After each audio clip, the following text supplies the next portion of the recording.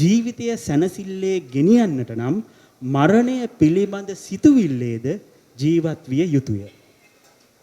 ඔව් මම ඒක මේ මම පුජ්‍යලිකව විශ්වාස කරන එක.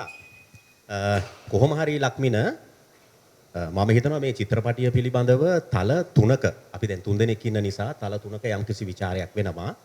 සහ ඒකට මම හිතන්නේ හතරවෙනි එක විදියට ලක්මිනත් ඉන්නවා. මොකද ලක්මින පූරකයා විදියට යම් යම් කරුණු කාරණා ඔස්සේ ඉන්නේ ඔයාගේ සිතැඟි. මේ චිත්‍රපටිය හුදු ਵਿਚාරයකටම මට යන්න බෑ. මම හිතන විදියට.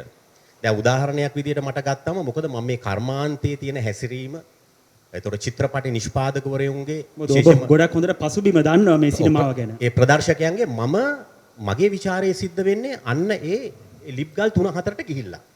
මොකද එහෙම නැතුව මම හුදකලා ਵਿਚාරයක් කරන්න යන්නේ නැහැ. මොකද අපිට ආවේ සිනමාපටයක් ආවම සාම්ප්‍රදායිකව මේ සිනමාපටය කොන්දේසි විරහිතව. ඒ සංකල්පය, ඒ concept එක, ඒ තියෙන ඒ පිළිබඳව ਵਿਚාරශීලීව කරපු ਵਿਚාරයක් තමයි අපි දැක්කේ.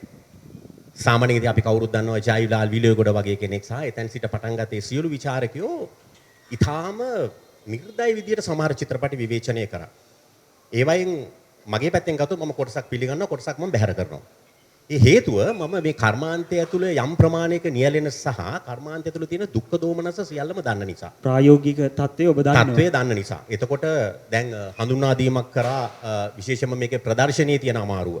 චිත්‍රපටයක් නිෂ්පාදනය කර ගැනීමේ තියෙන අමාරුව සහ ඒ වැඩේ කරනකොට මේ තියෙන සමාජ යථාර්ථය ඇතුලේ කොහොමද චිත්‍රපටයක් කරගන්න වෙන වෙහෙස මහන්සිය ඒ කාරණාත් එක්ක දැන් මම හිතන්නේ මේ සුරංගගේ මේ චිත්‍රපටිය ගැන කතා කරනකොට ලක්මින සුරංග එක තැනකට එනවා මේ චිත්‍රපටියේ මට මතක් වෙනවා වසන්ත ඔබේසේකර. ඒ කියන්නේ වසන්ත ඔබේසේකරත් බොහෝ වෙලාවට මේ චිත්‍රපටිකරණයේ තමුන් පොලිස් පොතට ගියා. අපරාධ රැල්ල විග්‍රහ කරගෙන ආවා. මම හිතන්නේ ඇවිල්ලා එක තැනකදී යා නතර වෙනවා මේ සෙව්වන්දි කියන චිත්‍රපටියේ. ඒ කියන්නේ සෙව්වන්දි කියන චිත්‍රපටියට යා එනකොට මම හිතන්නේ යාගේ හුඟක් සක්සස් වුණා මේ අපරාධ රැල්ලේ චිත්‍රපටි ජන ආකර්ෂණීය වුණා මිනිස්සු අපරාධයට කැමති. දැන් ඔයා දන්නවා දැන් ලේක් හවුස් පත්‍රය ගත්තම ලේක් හවුස් පත්‍රයේ එක්තරා කාලෙක දිනමින පත්‍රයේ වැටිගෙන යනකොට මැගසින්ස් කීපයක් ඒකත් එක්ක ඉෂුව කරන්න පටන් ගත්තා. ඒකේ සෞඛ්‍ය කාන්තා ඒ සියල්ල ගියත් අවසාන වශයෙන් ඉතුරුනේ මාංචු කියන මැගසින් එක විතරයි.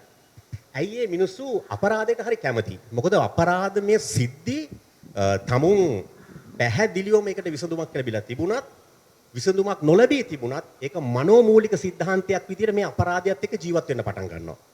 ඒතර සුරංග වසන්ත ඔබේසේකර එක තැනකදී මේ අපරාධ මේ රැල්ල නතර කරනවා සහ මේ නොවිසඳිච්ච අපරාධය සම්බන්ධයෙන් සුරංග යම්කිසි තෙවැනි අදහසකුත් දෙන්න මේ ෆිල්ම් එක ඇතුලේ try එකක් දෙනවා. Room number 106.